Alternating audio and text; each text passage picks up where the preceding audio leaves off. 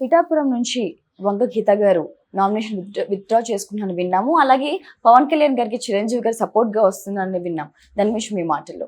పిఠాపురం నియోజకవర్గం ముందు నుంచి కూడా అనేక సంచలనాలకు వేదికగా ఉంది. ఎందుకంటే అక్కడ పవన్ కళ్యాణ్ పోటీ చేస్తున్నాడు కాబట్టి వైసీపీ కూడా తన ప్రధాన నాయకత్వాన్ని అక్కడ మోహరించింది. సో 100 కోట్లైనా సరే పవన్ కళ్యాణ్ ఎట్టి పరిస్థితుల్లో అసెంబ్లీకి పంపకూడదని వైసీపీ కూడా చేస్తుంది. ఆల్రెడీ ఇటు తెలుగుదేశం నుంచి వర్మ అక్కడ చాలా స్ట్రాంగ్గా ఉన్నారు. ఆయన్ను విత్డ్రా చేయించడం కూడా తలనొప్పిగా తయారైంది. ఫైనల్గా ఆయన విత్డ్రా చేయించారు. బట్ ఆయనకు జన సైనికులకు మధ్య కూడా అక్కడ గొడవలు జరుగుతున్నాయి. సో ఇప్పుడు కొత్తగా కొన్ని పరిణామాలు చోటు చేసుకున్నాయి. అందులో ఒకటి ఏంటంటే పవన్ కళ్యాణ్ పేరుతో ఇంకొక ఇద్దరు పవన్ కళ్యాణ్లు పోటీ చేస్తున్నారని వార్తలు వచ్చాయి. ఫైనల్గా నామినేషన్ టైంలో అయితే వాళ్ళు రాలేదు. అయితే ఇప్పుడు కొత్తగా వంగవీటి గీత పేరుతో ఇంకొక ఇద్దరు గీతలు అక్కడ నామినేషన్ వేశారని చెబుతున్నారు. అందులో ఒకరిది మాత్రం పవన్ కళ్యాణ్ లాయరే, ఆమెకు కూడా లాయర్గా పనిచేశాడు.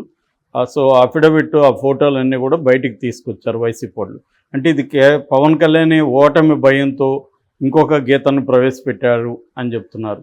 ఇది మామూలుగా అన్ని పార్టీలు కూడా ఈ మధ్యకాలంలో చేస్తున్నాయి. మనం చూసాం, విడుదల రజనీ పేరుతో ఇంకొక ఆమెను తీసుకొచ్చారు. అది కూడా తెలుగుదేశం వాళ్ళే అక్కడ మాధవి తీసుకొచ్చి వాళ్ళ ఇంట్లో పెట్టుకొని బలవంతంగా ఆమె దగ్గర వేయించడానికి ట్రై చేశారని అవన్నీ కూడా వచ్చాయి.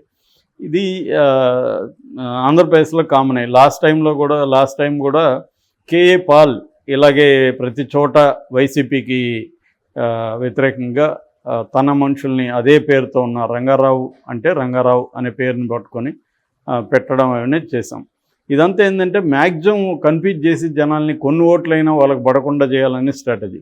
అంటే పవన్ కళ్యాణ్కి అయితే అక్కడ సీరియస్ థ్రెట్ ఉన్నట్టు కనబడుతుంది. అంటే వర్మని నమ్ముకొని దిగానని, వర్మ చేతిలో పెడుతున్నానని అన్నాడు పవన్ కళ్యాణ్. తర్వాత నేను అభ్యర్థిస్తున్నాను, ఈసారి నన్ను అసెంబ్లీకి పంపడానికి కూడా రిక్వెస్ట్ చేసి ప్రాధేయపడ్డాడు. ఎందుకంటే చాలా టఫ్గా ఉంది పవన్ కళ్యాణ్కి. అక్కడ గ్రౌండ్ రియాలిటీ మీద కానీ, గ్రౌండ్ స్థాయిలో నాయకత్వం మీద కానీ పవన్కి పొట్టలేదు. వర్మ మీద ఆధారపడాలి. వర్మ ముంచుతాడా తేలుస్తాడా తెలియట్లేదు. ఎందుకంటే వర్మకు ఉండే ప్రాబ్లం ఏంటంటే పవన్ కళ్యాణ్ ఇప్పుడు గెలిపిస్తే పర్మనెంట్గా పవన్ కళ్యాణ్ పిఠాపురం ఓన్ చేసుకున్నాడు అనుకో, ఇంకా వర్మకి ఛాయిస్ లేదు. వర్మ బయటికి వెళ్ళాలి.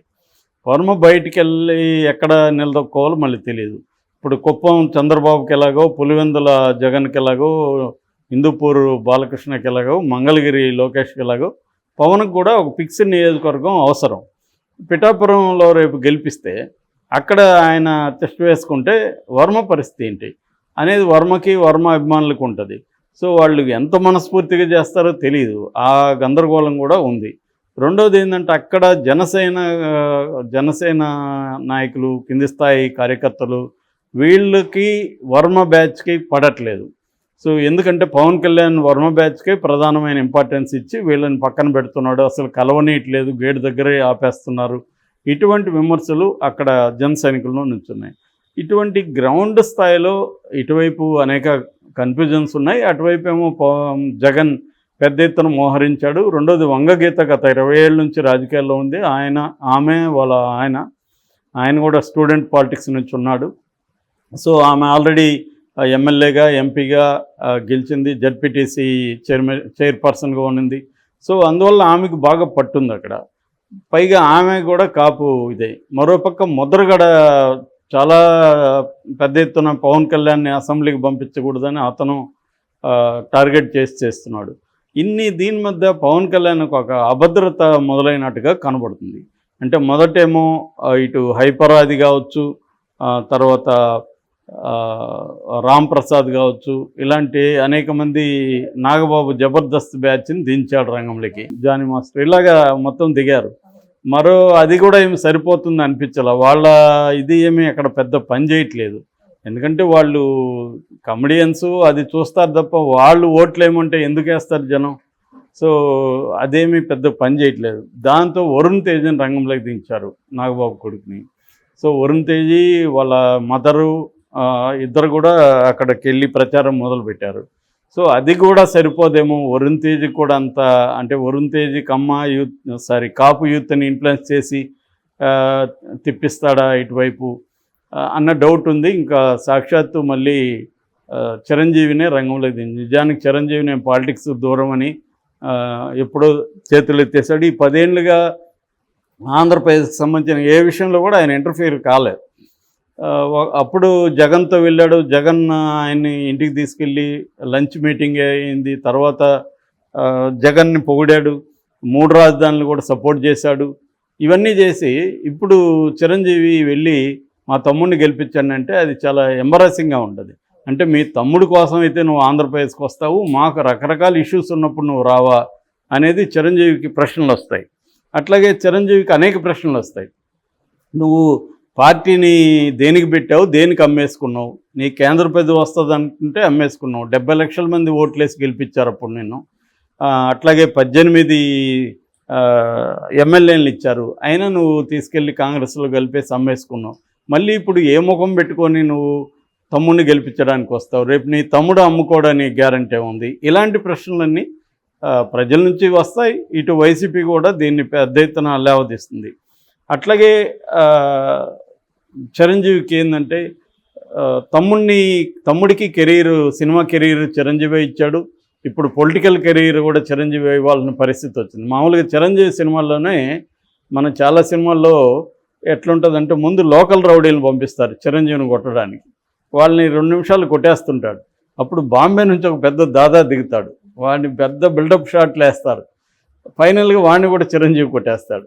అలాగా ఇప్పుడు పవన్ కళ్యాణ్ గెలిపించడానికి ఫస్ట్ ఏమో వీళ్ళు వచ్చారు, ఈ జబర్దస్త్ కమెడియన్స్, తర్వాత వరుణ్ తేజ్ వచ్చాడు.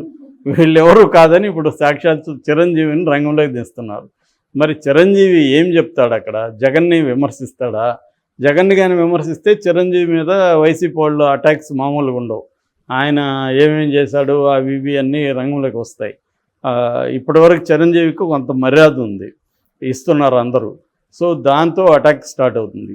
సో కాపు నాయకులే ముందుకు వచ్చి చిరంజీవిని విమర్శిస్తారు, వైసీపీలో ఉండే కాపు నాయకులే. రేపు ముద్రగడ పద్మనాభం వీళ్ళందరూ అసలు ఎప్పుడూ నువ్వు కాపుల గురించి పట్టించుకోలేదు, ఈ 10 ఏళ్లలో కాపుల విషయాలు ఎప్పుడన్నా పట్టించుకున్నావా? ఇప్పుడొచ్చి మా తమ్ముడిని గెలిపించమంటే ఏ ముఖం పెట్టుకొని అడుగుతున్నావు ఓట్లు అని అడుగుతారు. అట్లాగే చిరంజీవి గతంలో ఇచ్చిన స్టేట్మెంట్స్ ఉన్నాయి. ఆ 2 పత్రికలు మమ్మల్ని ఎట్లా ఇబ్బంది పెట్టే, చంద్రబాబు మీద ఆయన ఇచ్చిన స్టేట్మెంట్స్ ఉన్నాయి. అవన్నీ ఆ వీడియోలన్నీ మళ్ళీ బయటికి తీస్తారు. చిరంజీవి ఏం మాట్లాడాడు, జగన్ని ఎట్లా పొగిడాడు, ఇవన్నీ మళ్ళీ బయటికి తీస్తారు. ఇంకా పెంట అయ్యే అవకాశం ఉంది. ఇప్పుడు పవన్ కళ్యాణ్ మొన్నటి వరకు ఏమంటున్నాడు, మా అన్న చిరంజీవి జోలికి రావద్దు, మా అన్న జోలికి రావద్దు అంటున్నాడు. ఎందుకు రాకూడదు నీ అన్న జోలికి? మీ అన్న రాజకీయాల్లోకి వచ్చినప్పుడు అందరూ వస్తారు. మీ అన్న రాకూడదు అంటే మీ అన్నని అక్కడ పెట్టు. మీ అన్న రాజకీయాల్లోకి రానంత వరకు ఎవరు రారు మీ అన్న జోలికి. మీ అన్న రాజకీయాల్లోకి వచ్చి నేను అందరి జోలికి వస్తాను, నేను అందరిని మోకాళ్ళ మీద నడిపిస్తాను, కడ్రాయిలతో నడిపిస్తాను, నరకం చూపిస్తానని అతను మాట్లాడుతుంటే వాళ్ళ అన్న గురించి ఎందుకు మాట్లాడకూడదు? సో ఇది ప్రాబ్లం అవుతుంది. దీనివల్ల ఏమవుతుందంటే పవన్ కళ్యాణ్కి ఇంకా అక్కడ నెగటివ్ పెరిగే అవకాశం ఉంది. మిగతా సెక్షన్లో కాపు యూత్ వరకు డోకా లేకుండా జరగచ్చు, కానీ కాపు పెద్దవాళ్ళు కావచ్చు, మిగతా అక్కడ ఏంటంటే 90,000 ఓట్ల వరకు కాపు ఉన్నాయి, బీసీలు ఒక 85,000 ఉన్నాయి. సో వాళ్ళు కాకుండా ఎస్సీలు ఉన్నారు, మాలా సామాజిక వర్గం, మాదిగ సామాజిక వర్గం. సో ఈ ఓట్లంతా కూడా పరిగణలోకి తీసుకుంటే కాపు కూడా గంపగొత్తగా ఏమీ ట్రాన్స్ఫర్ అయిపోవు. చిరంజీవి చెప్పగానే కాపులందరూ టర్న్ అయిపోతారా? చిరంజీవి ఏం పిలిపిస్తాడు, ఎందుకు ఓటేయాలని ఆయన ఎలా స్లోగన్ ఇస్తాడు, ఇవన్నీ ఇంకా గందరగోళం అయ్యే అవకాశం ఉంది.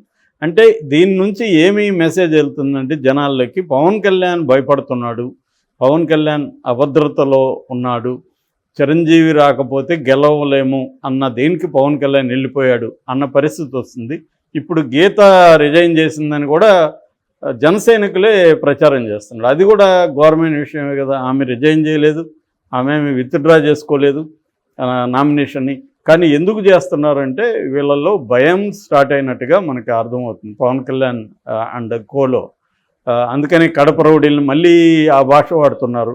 అంటే కడపలో ఉండే వాళ్ళందరూ రౌడీలు అన్నట్టుగా కడప రౌడీలు వస్తున్నారని కూడా వాడుతున్నారు.